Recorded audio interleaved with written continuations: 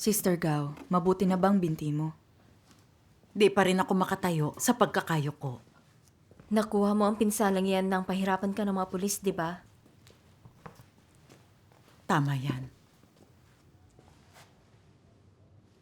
Ano ang naging karanasan mo nung inaresto ka?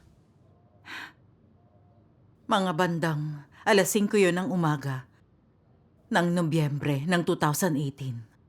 Bigla akong nakarinig ng malakas na pagkatok sa pinto. Nang buksan ito ni Sister Jiang, narinig ko mula sa kwarto ko na taga-National Security Brigade daw sila at hahalughugin ang bahay. Takot na takot ako nun. Dahil may listahan ako ng mga miyembro, pati mga numero ng mga kapatid. Pag nakita yun ng mga pulis, magkakaproblema. Kaya nagmamadali akong tatakas na mula sa bintana. Pero tumama sa frame ng bintana ang paa ko. At narinig yun ng ilang pulis at pasugod silang pumasok. Sinunggaban nila ako sa braso. Kinaladkad ako't dinala sa salas. Isang pulis ang mahigpit na sumunggab sa braso ko at pinilipit ito patalikod na nagdulot ng matinding sakit na nagpasigaw sa akin. Pero di siya tumigil at itinuloy ang paghila niya sa braso ko. Pinilipit niya to ng napakalakas na nabali ang palasingsingan ko at tumagos sa balat ang buto at nagdugo. Sobrang sakit nun. Nakakatakot naman yun. Oo nga. 5 o 6 na pulis pa ang dumating. 2 sa kanila'y mga SWAT na armado ng submachine guns. Sinimulan nilang halughugin ang bahay. Medyo kinakabahan ako nang makita ko ang mga pulis na yon. Di ko alam kung anong gagawin nila sa akin. Kaya pinagpatuloy ko lang ang pagdarasal sa Diyos. Hinihiling na protektahan niya at bigyan ako ng pananalig. Dumudugo pa rin ang kaliwa kong palasingsingan. Kaya mahigpit ko tong pinisil gamit ang kanang kamay ko at hindi binibitawan. Kung bibitawan ko to, magdurugo ulit. Namanhid yung daliri ko. Kinaladkad kami sa magkahiwalay na sasakya't dinala sa Municipal Processing Center. Hiniling ko na dalhin ako sa ospital. Pero hindi lang ako pinansin ng mga pulis. Nang hiniling ko uli yun sa kanila, doon lang nila ako dinala sa ospital sa wakas. Sa ikalawang araw, dinala ako sa hotel at pinilit akong magsabi kong isa akong leader ng iglesia. Nang di ako nagsalita, galit niyang sinabi, "Huwag ka nang magpanggap. Ipinaalam na sa amin ng iba na isa kang leader." Sinunggaban niya ang buhok ko at 2 beses akong sinampal. At pagkatapos ay sinuntok ako ng malakas sa mukha. At sinipa ako sa aking binti. Sobrang sakit ng binti ko kaya di ako nangahas na igalaw to. Naisip ko, kakadala lang nila sa akin pero ganito na sila kalupit. Sino ang nakakaalam kung ano pang pagpapahirap ang meron? Hindi na ako ganun kabata. Kung lulumpuhin nila ako, magiging pabigat ako sa pamilya ko. Paano na ako mabubuhay matapos yon? Talagang nangilabot ako. Pagkatapos naisip ko ang mga salita ng Diyos na nagsasabing, ang pananampalataya ay parang trosong tulay, takot na kumapit sa buhay at mahuhulog ka. Ngunit maging handang mamatay at makakatawid ka. Kung ang tao ay may mahiyain at matatakoting saloobin, iyon ay dahil naloko siya ni Satanas. Natatakot na tatawirin natin ang tulay ng pananampalataya upang makapasok sa Diyos. Amen. Tinulungan ako nito na matanto na ginagamit ni Satanas ang paghihirap para ipagkanulo natin ang Diyos. Tama. Kung ang laman ko lang ang isinasaalang-alang ko, nahulog na sana ako sa bitag ni Satanas. Tama yun. Nasa kamay ng Diyos kung malulumpo man ako o hindi. Gaano man kahirap ang danasin ko, kailangan kong tumayong saksi para sa Diyos. Salamat sa Diyos. Kalaunan, isa pang pulis ang nagtanong sa akin. Sino ang leader mo? Sino ang mga kasama mong magtipon-tipon? Magsasalita ka ba? Kung hindi, makukuha mo ang hinahanap mo. Nang wala akong Sinabing anuman, 4 na beses niya akong sinampal sa mukha. Umikot ang paningin ko at namanhid ang mukha ko. Tapos, isa pang pulis ang pumasok. At kinaladkad nila ako, hawak ang mga braso ko at itinulak ako sa balikat ko para mapaupo ako sa sahig. May kumaladkad pa sa akin, hawak ang mga binti ko at dinaganan to. Hindi ko alam kung anong binabalak nila, kaya nagpumiglas ako. Nang hindi nila ako madaganan, tumawag sila ng isang matabang pulis. 2 sa kanila ang kumaladkad ng mga braso ko, habang yung 2 pang pulis ang humila sa mga binti ko palabas. Pinilit nila tong paglayuin hanggang sa makakaya nila. Pinag-split ka nila? Mga profesional ang mga demonyong yun sa pagpapahirap. Paano ka pa makakapag-split sa ganyang edad? Oo nga. Matigas na ang mga binti ko, imposibleng makapag-split pa ako. Tinapakan pa nga nila ang mga binti ko para di ko to maitiklop papasok. Nakaramdam talaga ako ng napakatinding sakit. Na parang bumuka ang mga binti ko at pinagpawisan ako ng malamig. Gusto kong ipahinga sa sahig ang mga kamay ko para mabawasan ng pressure. Pero biglang pinilipit sa likod ko ng isang pulis ang mga braso ko at pinusasan ako.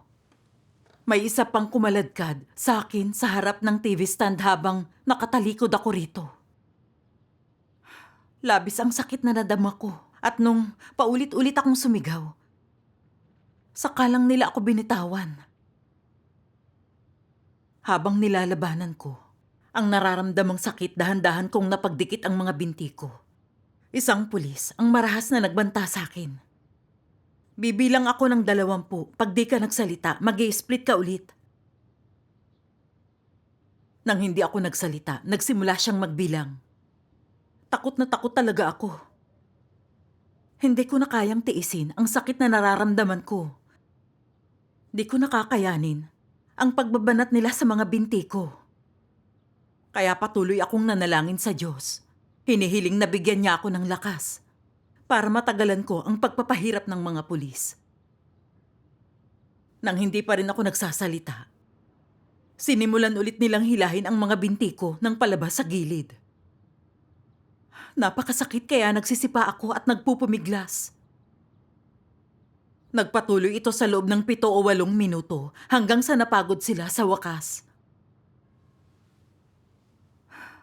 Pakiramdam ko bibigay na ang mga binti ko at pakiramdam ko na bali ang likod ko. Sa sobrang sakit, hindi ako nangahas na gumawa ng tunog at pinagpawisan ako ng malamig. Sa sobrang sakit ng mga binti ko, hindi ako makaupo. Kaya naisip kong mahiga. Pero sinunggaban ako ng pulis at ayaw niya akong pahigain. Sinabihan niya rin ang isa pang pulis na dalhin ako sa likod ng pinto. Bibilang ako ng 20. Pag di ka nagsalita, itutuloy namin to. Nababaliw na ang grupo ng mga demonyo. Sinabi mo pa. At yun na nga, nagsimula siyang magbilang. Nang magsimula siya, nataranta na ako.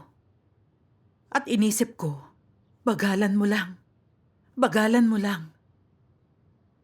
Natatakot akong hindi ko na matatagalan ang dagdag pang pagpapahirap. Kaya nagmamadali akong nanalangin. Diyos ko, natatakot akong hindi ko na matatagalan ang pagpapahirap. Bigyan mo po ako ng lakas. Nang hindi pa rin ako nagsalita, hinila nila ulit ang mga binti ko. At pinauupo ako ng nakasandal sa dingding. Hindi ko yun magawa ng nakaposas kaya tinanggal nila ang posas ko. Kusa kong idiniin ang mga kamay ko sa sahig at kumiling paabante. Nabawasan ng konti ang sakit sa ganoong paraan. Pero galit na, iniangat ng isang pulis ang mga braso ko. Habang sabay na malakas na dinidiinan ang likod ko.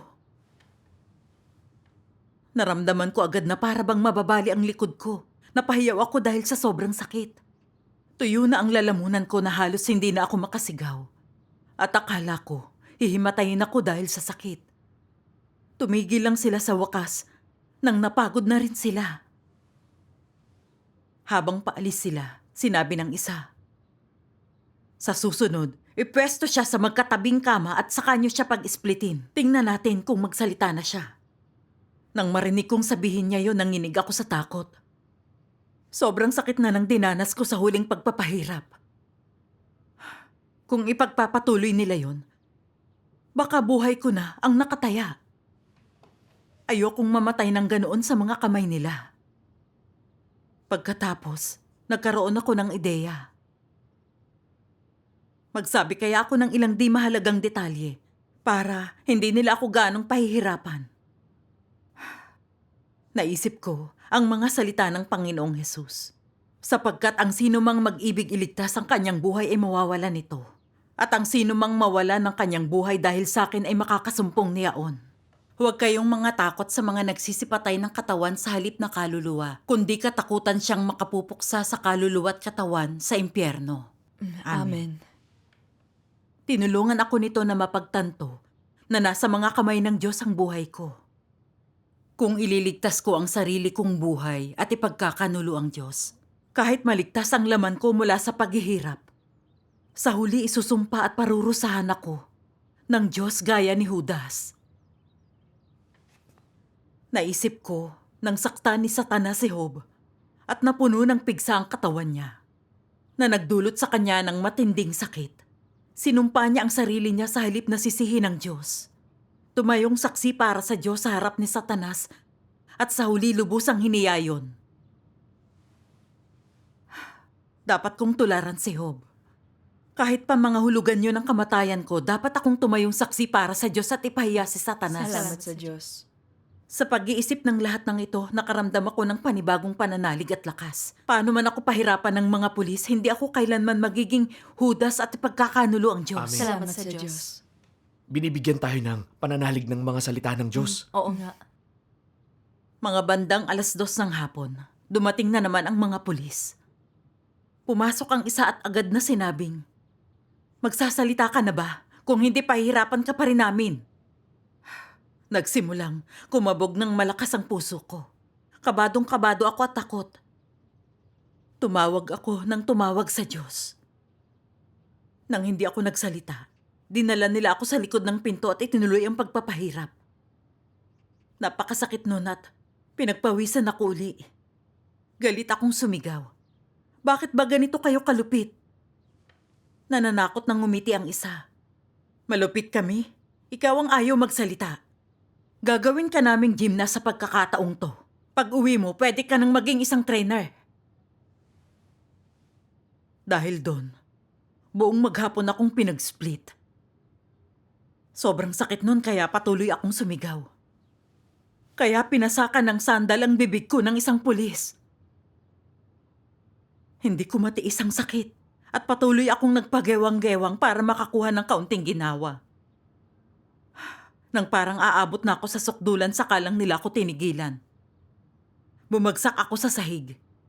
At nananakot nang ngumisi ang isa. Mukhang natuto ka na ring mag-split. Galit na galit ako habang tinitingnan ang mga pangit na mukha nila. Grupo sila ng mga demonyo na papatay ng walang patumangga. Mga demonyo sila na papahirapan ka anuman ang edad mo. Oo nga. Nang wala akong sinasabi, galit na nagsalita ang isa sa mga pulis. "Matigas pala ang ulo mo ha. Iipitin namin ang mga daliri mo." Di na nila hinintay ang reaksyon ko. Sinunggaban nila ang mga kamay ko. At saka mahigpit na inipit ang bawat kasukasuan ng daliri ko gamit ang mga lapis. Sa sobrang sakit, nagsisipa ang mga binti ko. At kinailangan itong daganan ng mga pulis. Ginamit ko ang lahat ng natitira kong lakas pero hindi pa rin ako makawala. Kaya paulit-ulit na lang akong nagsisisigaw. Sobra-sobra ang sakit na inakala kong mababali ang mga daliri ko. Patuloy akong nagdasal sa Diyos sa puso ko. Hinihiling na bigyan ako ng lakas at mapagtagumpayan ko ang pagpapahirap ng mga demonyo. Sinabi ng isa pang pulis, "Pag sumigaw ka pa, papasakan namin yung bibig mo at iipitin yung baling daliri mo." Tapos ay pinasakan niya uli ang bibig ko. Nabali ang lapis bago nila maipit lahat. Kaya ginamit na lang nila yung baling lapis para maipagpatuloy ang pag-iipit. Nang maipit na nila ang 9 na daliri, saka lang sila huminto sa wakas. Namagang parang sausage ang mga daliri ko at napakahapdi. Inatake ng sakit ang buong katawan ko at naging napakahina ng paghinga ko. Para akong nasasakal. Nakakatakot naman. Totoo yan. Oo nga. Tapos nagsalita ang isa pang pulis na gagamitin niya ang dekuryenteng batuta. At mas lalo akong natakot. Paano ko matatagalan ang pangunguryente sa edad ko? Paano kung hindi ko kayanin at mamatay ako sa pagpapahirap? Agad akong nanalangin sa Diyos. Diyos ko, sa tingin ko hindi ko nakakayanin pa ang ganito. Hindi ko na matatagalan ang pagpapahirap nila. Bigyan mo po ako ng determinasyong matiis ang pagpapahirap at handa akong tumayong saksi para sa'yo. Tapos naisip ko ang mga salita ng Diyos. Paghandang isakripisyo ng mga tao ang kanilang mga buhay, ang lahat ng bagay ay nagiging walang halaga. At walang makagagapi sa kanila. Ano ang maaaring maging higit na mahalaga kaysa buhay? Wala nang magagawa pa sa mga tao si Satanas. Nakatali ang mga kamay nito. Amen. Binigyan ako ng pananalig at lakas ng mga salita ng Diyos. Dapat kong isugal ang buhay ko. Magpapabugbog na lang ako kaysa ipagkanulo ang Diyos. Ang kaduwagan ko ay nagmula sa pagiging masyadong mapag-imbot ng aking laman at pag-aalala sa sarili kong kamatayan. At hindi ko pa naibibigay ang puso ko sa Diyos. Ginagawa ng Diyos ang gawain niya at sinusubok ang mga tao para magkamit ng kaluwalhatian. Nang kinailangan ng Diyos na tumayo akong saksi, sarili kong laman lang ang inisip ko. Hindi ako nagbigay ng kahit kaunting patotoo. Nang mapagtanto ito, nahiya ako at nakonsensya. Gumawa ako ng pagpapasya sa harap ng Diyos. Paano man ako pahirapan, hindi ko ipagkakanulo ang Diyos. Salamat sa Diyos. Salamat sa Diyos. Amen. Inalala ko ang lahat ng mga pagpapahirap ng mga pulis noon at buong puso kong kinamuhian ang CCP. Natural at tama na maniwala at sumunod sa Diyos. Pero inuusig nila ang mga mananampalataya hambog na naniniwalang kaya nilang supilin ang iglesia. Isa silang grupo ng mga demonyong namumuhi sa Diyos. Oo nga. Gaya ng inihahayag ng mga salita ng Diyos. Mga ninuno ng sinauna, minamahal na mga lider, tinututulan nilang lahat ang Diyos. Iniwan nila ang lahat sa silong ng langit sa kadiliman at kaguluhan. Kalayaang pangrelihiyon, lehitimong mga karapatan at mga interes ng mga mamamayan, iyon ay mga panlalansi para pagtakpan ng kasalanan. Bakit naglalagay ng isang di mapapasok na balakid sa gawain ng Diyos? Bakit gumagamit ng iba't ibang pandaraya upang linlangin ang mga tao ng Diyos? Nasaan ang tunay na kalayaan at lehitimong mga karapatan at mga interes? Ipinapahayag ng CCP na nagtataguyod sila ng kalayaan sa relihiyon. Pero ang totoo'y pumipigil sila ng aaresto at nagpapahirap ng mga nananalig. At wala nang iba pang mas gusto kaysa sa mapatay sila. Gaano kaya karami sa mga kapatid ang sumailalim sa malupit nilang pagpapahirap? At ang mga tinugis at inusig hanggang sa hindi na sila ligtas sa mga tahanan nila. May ilan pang ang pinahirapan hanggang mamatay o nalumpo. Isang grupo ng mga brutal na demonyong lumalaban sa Diyos ang CCP. Kinamuhian ko ang CCP ng buong puso ko. Napakahirap siguro sa Diyos na gawin ang gawain niya sa bansa ng malaking pulang dragon. Napakalaki ng sinakripisyo ng Diyos para sa kaligtasan ng sangkatauhan. At naluha ako dahil sa pagkaantig. Mas lalo ako nitong naingganyong sumunod sa Diyos. Salamat sa Diyos. Hindi kailanman inakala ng CCP na mas lumalakas ang determinasyon natin na sumunod sa Diyos. Tunay ngang wais ang gawain ng Diyos. Oo. Talaga. Sa sumunod na ilang araw, wala pa rin silang nakukuha mula sa akin. Kaya pinatayo nila ako buong araw. At pagkatapos ay ipinosas ako sa tiger chair nung gabi. Nagpalitan sila sa pagbabantay sa akin. Pagkakita nila na nakakatulog na ako, sumisigaw sila para gisingin ako. Akala ko sasabog ang ulo ko dahil sa kapaguran. Noong 8 ng umaga ng ika-9 ng Desyembre, dinala ako ng mga pulis sa pasukan ng hotel. Pinaghubad ako ng sapatos at pinatayo sa entabladong mayelo sa ibabaw. Mga 1 sentimetro ang kapal ng yelo. At hindi nagtagal, sobrang gininaw ako at nagsimulang manginig at mamanhid ang aking mga paa. Tapos nagsimula silang tanungin uli ako tungkol sa iglesia. Nang hindi ako nagsalita, kumuha ang isang pulis ng sanga ng puno at pinalo ako sa paa. Habang malupit na sinisigaw, "Sige, manahimik ka, tingnan mo ang mangyayari." Huminto siya sandali at pagkatapos ay nagpatuloy. Sobrang lamig ng panahon noon. May matinding sakit akong nararamdaman sa talampakan ko at nanginginig ako sa ginaw. Higit pa sa kaya kong tiisin. Ang sakit at ginaw. Pakiramdam ko, hihimatayin na ako. Naisip ko, kung patuloy niya akong papaluin ng ganun, baka mapilay ang mga binti ko. Tapos naisip ko yung kwento ng isang brother na narinig ko noon, na itinali sa puno at iniwan sa labas. Buong gabi sa lamig na 10 degrees below zero. Dahil sa proteksyon ng Diyos, hindi siya nagkasakit. Nanalangin ang brother at umasa sa Diyos para mapagtagumpayan ang kalupitan ng demonyo. Kailangan kong umasa sa Diyos. Nanalangin agad ako, hinihiling na protektahan niya ang puso ko at tulungan akong mapagtagumpayan ang pagpapahirap ng demonyo. Pinahirapan ako ng mga pulis sa loob ng mga 40 minuto at maraming bahagi ng sangang nabali. Halos di matiis ang sakit ng mga paa ko at namaga na parang mga lobo. At kalaunan ay naging ganap na manhid. Ako ay pagod na para bang malapit na akong bumagsak. Noong 8:00 ng gabing yun, may ipinapanood sa amin ang mga pulis na re-education video. Puro yun mga kalapastanga ng material tungkol sa Diyos. Galit na galit ako ron. Matapos panoorin ang video, ipinatalakay nila sa amin ang reaksyon namin. Sabi ko, tinatahak namin ang tamang landas sa buhay sa pagsunod namin sa Diyos.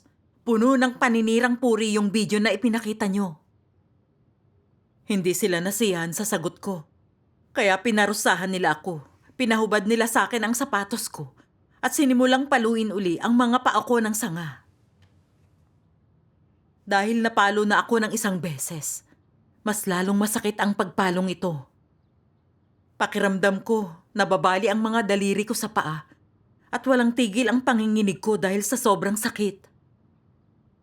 Pinalo nila ako ng kalahating oras bago ako pinabalik sa kwarto ko at pinilit akong tumayo buong gabi. Naisip ko ang lahat ng pagpapahirap na pinagdaanan ko at kung paanong sumakit ang ulo ko dahil sa kawalan ng tulog. Pakiramdam ko napakahina ko. At di ko alam kung gaano katagal pa nila akong pahihirapan. Titigil lang yata sila pag napahirapan na ako hanggang mamatay. Sa gitna ng kahinaan ko, nanalangin ako sa Diyos. Diyos ko, hindi ko na to kaya. Hinihiling ko na patnubayan mo akong makapagpatuloy. Matapos manalangin, naisip ko ang mga salita ng Diyos. Pahina 359. Ang gawain ko sa grupo ng mga tao ng mga huling araw ay proyektong hindi pa kailanman nangyari. At sa gayon, upang mapuno ng aking kaluwalhatian ng kosmos, lahat ng tao ay kailangang magdusa ng huling paghihirap para sa akin. Nauunawaan mo ba ang aking kalooban? Ito ang huling kinakailangan ko sa tao. Na ibig sabihin, umaasa akong lahat ay makapagpatotoo ng malakas at matunog sa harap ng malaking pulang dragon. Ialay ang kanilang sarili sa akin sa huling pagkakataon at matugunan ang aking mga hinihingi sa huling pagkakataon. Talaga bang magagawa ninyo ito? Hindi ninyo ako kinayang mapalugod noon. Mapuputol kaya ninyo ang huwarang ito sa huling pagkakataon? Binibigyan ko ang mga tao ng pagkakataong magbulay-bulay. Hinahayaan ko silang magnilay-nilay na mabuti. Bago ako sagutin sa huli, malibang gawin ito, hinihintay ko ang tugon ng tao. Hinihintay ko ang kanyang liham ng pagtugon. Mayroon ba kayong pananampalatayang tuparin ang aking mga kinakailangan? Sa pagninilay sa mga to, naisip ko kung paanong ipinako sa krus ang Panginoong Hesus para tubusin ang sangkatauhan. At ang Diyos ng mga huling araw ay nagkatawang tao uli para magligtas. At mabangis na tinugis ng malaking pulang dragon at kinondena at sinira ang puri. Napakarami ng naging hirap ng Diyos para iligtas ang sangkatauhan. Sa pananalig ko sa nagdaang mga taon, labis akong nagtamasa ng panustos ng mga salita ng Diyos, pero di kailanman nakapagpatotoo. Tinutulutan ng Diyos ang malaking pulang dragon na usigin ako para gawing perpekto ang pananalig ko at bigyan ako ng pagkakataon na makapagpatotoo. Dapat akong umasa sa Diyos para tumayong saksi sa harap ng malaking pulang dragon. Amen. Salamat sa Diyos. Nanalangin ako sa Diyos at pinagnilayan ang mga salita niya at nabawasan ang paghihirap ko. Salamat sa Diyos. Kalaunan dumating na naman ang mga pulis para tanungin ako. Nang di ako nagsalita, sinunggaban ng 2 pulis ang mga binti ko. Tapos tinulak sa dingding ng isa sa kanila ang kaliwa kong binti. Habang pinilipit ng isang pulis ang ulo ko pa kanan, tapos tinapakan ang kanan kong binti. Matinding sakit ang naramdaman ko at pakiramdam ko di ako makahinga.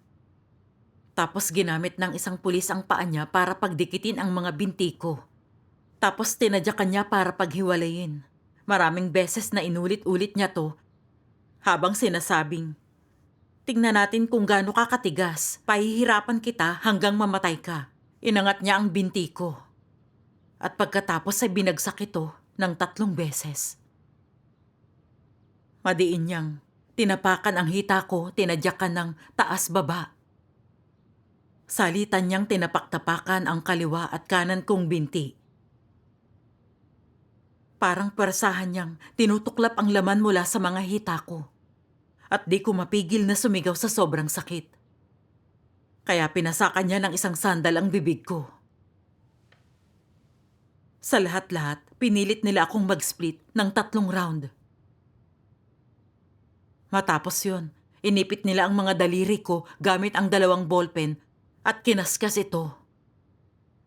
Paulit-ulit nila akong pinahirapan ng ganon. Ni hindi ko alam kung paano ilalarawan kung gaano yun kasama. Patuloy akong nanalangin sa Diyos. Ang tanging saloobin ay dapat akong mamatay bago maging Judas. Tapos isang himno ng mga salita ng Diyos ang naisip ko. Sa mga huling araw na ito'y kailangan niyong magpatotoo sa Diyos. Gaano man kalaki, ang inyong pagdurusa dapat kayong magpatuloy hanggang sa huli. Maging sa huling hininga dapat kayong maging tapat sa Diyos. At magpasakop Sa pagsasaayos ng Diyos, ito lamang ang pagmamahal sa Diyos at ang malakas at matunog na patotoo. Amen. Binigyan ako ng lakas ng mga salita ng Diyos. Nagkaroon ako ng pagkakataon na magpatotoo para sa Diyos sa harap ng malaking pulang dragon. Isa tong malaking karangalan. Oo. Paano man ako pinahirapan ng mga pulis? Hanggat mahininga pa ako, dapat akong tumayong saksi para sa Diyos at lubusang hiyain si Satanas. Salamat sa Diyos. Nang bandang 6:00 ng umaga noong December 13, dinala kami sa pasilyo't pinakanta ang pambansang awit. Di ako makalakad sa sobrang maga ng mga binti ko. Kaya kinaladkad ako ng 2 pulis. Pinagtawanan nila ako sa harap ng lahat, sinasabing, "Nagtae siya buong gabi at ngayon, ni hindi siya makalakad." Isa yung lantarang kasinungalingan. Di ako makatayo kaya kailangan kong sumandal sa dingding. Nang bandang 9:00 ng umaga, pinwersa uli nila akong mag-split. Tapos kinaladkad nila ako sa tiger chair at nilak ang mga kamay ko sa mga hoop. Inipit nila uli ang mga daliri ko. Isang pulis ang gumamit ng 2 pares ng kahoy na chopsticks para ipitin ang kaliwa kong kamay. At nang mabali ang chopsticks, ginamit niya na lang yung mga putol na piraso. Inipit din ng mga ballpen ang kanang kamay ko. Isinisipa ko ang mga binti ko. Sa sakit na idinulot ng pang-iipit nila. Kaya itinali nila ang mga binti ko sa upuan. Para di ako makagalaw pa. Pinagsisipa nila ang mga binti ko. Di ko na matiis ang sakit na yon. Hindi ko na talaga makaya kaya inuntog ko ng malakas ang ulo ko sa pader. Ayaw nilang mamatay ako sa mga kamay nila. Kaya hinarangan nila ang ulo ko ng mga kamay nila. Noong hapon, pinahirapan uli nila ako. Nag-iwan ng pasa sa ilalim ng kukukot pati sa mga kamay ko, ang pang-iipit nila.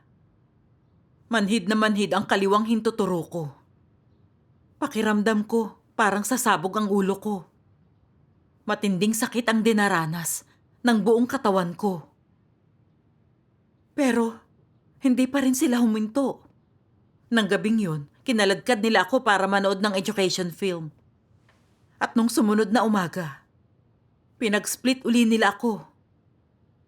Pinahirapan nila ako sa loob ng 2.5 araw. Naisip ko na gutumin ang sarili ko para matapos na ang paghihirap.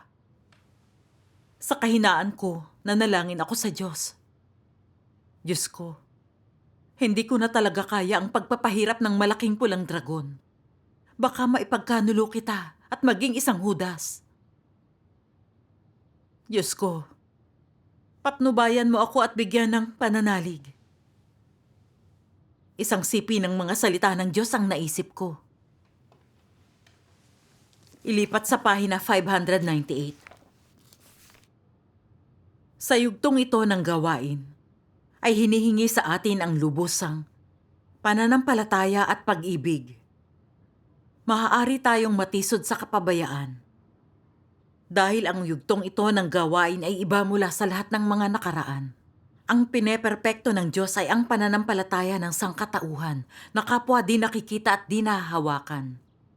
Ang ginagawa ng Diyos ay na maging pananampalataya, pag-ibig at buhay ang mga salita. Dapat mapino ang mga tao ng daan-daang beses hanggang mas dakila na ang pananalig nila kaysa sa pananalig ni Job. Dapat silang magtiis ng pagdurusa at ng lahat ng uri ng pagpapahirap nang di humihiwalay sa Diyos magpakailanman. Kapag sila'y masunurin hanggang sa kamatayan at may dakilang pananampalataya sa Diyos, sa gayon ang yugtong ito ng gawain ng Diyos ay tapos na. Napagtanto ko sa mga salita ng Diyos na pinahintulutan ng Diyos ang malaking pulang dragon na usigin ako para gawing perpekto ang pananalig ko. Niligay niya rin ako sa sitwasyong to para makapagpatotoo para sa Kanya. Pero napakahina ng pananalig ko. At nang maghirap, gusto ko nalang mamatay. Nakita ko kung gaano ko kahina. Kung namatay ako, nahulog lang ako sa pakana ni Satanas. Di ako pwedeng mamatay. Kailangan kong umasa sa Diyos at tumayong saksi. Dahil sa pagpapahirap nila, napuno ako ng mga pasa mula sa baywang pababa. At ang mga madugong paltos sa paligid ng singit ko'y namaga. Namamaga ang mga hita ko at punong-puno ng mga pasa. At namamanhid ang kaliwa kong binti. Ganon din ang mga paa ko. Ayaw nilang may mamatay sa kanilang mga kamay. Kaya tumawag sila ng doktor para magamot ako. Matapos ang 1 linggo ng gamutan, saka lang ako nangahas na tumayo. Napakalala ng mga pinsala sa mga binti ko na hindi ako makatulog dahil sa sakit sa loob ng 20 araw. Hindi matiis ang paghihirap na yon. Napagtanto ng mga pulis na di na talaga maganda ang lagay ko. Kaya kinailangan na nila akong pakawalan. Ang 50 araw ng pagpapahirap na yon ay nag-iwan ng ilang napakalalang sintomas. Hanggang ngayon, di ko pa rin magamit ang mga kamay ko. Pag napagod ako sa pagmamasa ng harina o paglalaba, sumasakit ito. Sumasakit din ang buto ng mga hitakot. Di pa rin ako makayuko o makatayo. Naghirap ang laman ko pero nasaksihan ko ang pagmamahal ng Diyos. Nang pinahihirapan ako at di na yon makayanan ng laman ko, ang proteksyon ng Diyos at ang patnubay ng mga salita ng Diyos. ang nagbigay sa akin ng pananalig at lakas at tumulot sa akin na mapagtagumpayan ang pagpapahirap ng mga demonyo. Salamat, Salamat sa sa Diyos. Naintindihan ko rin ang kalupitan at kawalan ng damdamin ng CCP. Yun ang lumalaban sa Diyos na si Satanas. Kinamuhian ko ang CCP ng buong puso ko. At ginusto kong lubusang talikuran at iwanan yun habang tinutupad ang tungkulin ko para suklian ang pagmamahal ng Diyos. Salamat sa Diyos. Salamat sa Diyos.